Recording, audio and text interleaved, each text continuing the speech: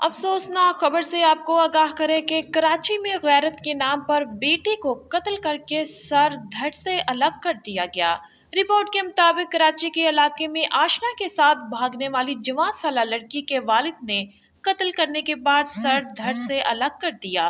Police ने लाश कब्जे में लेकर कार्रवाई शुरू कर दी है। मोहम्मद शाहिद जी, आपने अपनी बेटी का कत्ल किया है, कोई रीजन है खास जो आपने उनका कत्ल करा है?